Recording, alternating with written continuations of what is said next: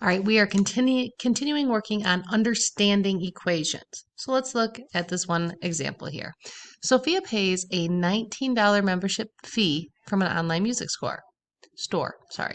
She also buys 2 songs from the new album at a price of 99 cents each.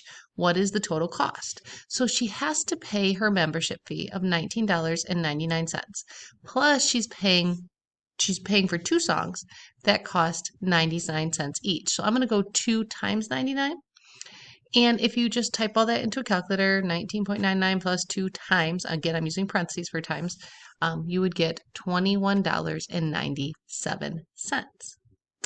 So, if she purchased 3 songs here, I would change that to a 3. If she purchased 8 songs, I would change this 2 to an 8. But I'm never going to change that membership fee because that's a one-time fee. So if she purchased N songs for 99 cents each, write an expression for the total cost. So pay attention to that. If it says expression, I'm not going to write an equal sign. Okay, but we know, as I said before, she is paying $19.99 for that membership fee. Doesn't matter if she buys any songs or not. And she's going to pay 99 cents. I'm going to write this backwards here because we always put our variable second when we have a variable, times the number of songs she purchases, N songs. So again, now we have this expression with some freedom. If I buys 1 song, I plug a 1 in, type it into a calculator. 10 songs, plug a 10 in, type it into a calculator. Okay? Expression, some freedom. When we have an equation, no more freedom. We know it has to be a certain value. Now, Sophia's friend has saved $118, but she's not sure how many songs she can afford if she buys the membership and some songs. So we're going to use the expression in part B to write an equation. So here comes the equal sign to determine how many songs Sophia's friend can buy. So we're going to take this expression here, $19.99 plus 99 cents per song, so times N. Remember, that means multiplying when we put it together like that. And we want to know, what is it equal? What can it equal? Well, it's going to equal $118 because that's the amount of money she had. Is 118 an expression? Yes. Okay, just one number, but it's still considered an expression. So now it says using this equation, because now it's an equation because we have it set equal to something. Can she buy 101 or 100 or 99 songs? So this is about understanding the solution. They're asking, hey, are any of these solutions 101 songs, 100 songs, 99 songs? Okay, maybe none of them are. But the only way to find out is if we take these values here and we substitute them for N. Here's what I mean. What if N equals 101? Okay, which can she buy 101 songs? So what we're going to do is we're going to plug it in here for N. And I'm going to say $19.99 plus 99 cents times 101. Does that equal 118? So I'm just substituting it. I'm plugging it in.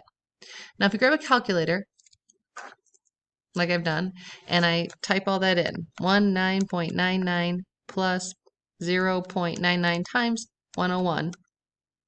Again, I know you can't see it, but I'm going to get $119.98. So if she only has $118, is it going to work? No, not a solution, okay? 101 is not a solution. No, or false, or whatever you want to write. Okay, so let's try 100. This N, remember, somewhere up here, represents the number of songs. Sorry, it was up higher here, right? Okay. Over here, N songs. So if I plug in 100 for N,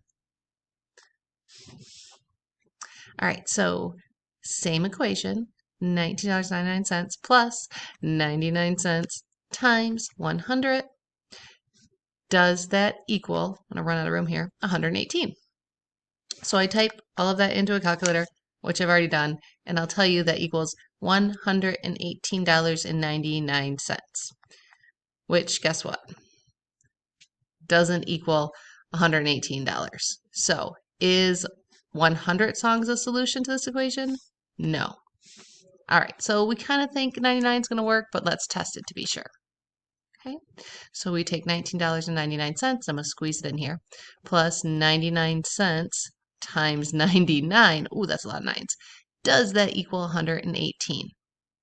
All right, so again, if I type on my calculator, I will tell you that that gives us, oh, guess what? 118. And 118 does equal 118. So can she buy 99 songs? Is it a solution? The answer is yes. Okay. So as we're going to get into solving equations, but remember the focus of this lesson is on just understanding what a solution means to that thing called an equation, which, as you can see down here, is a statement of equality. We're basically just setting two expressions equal. And if a number makes that true, it's a solution.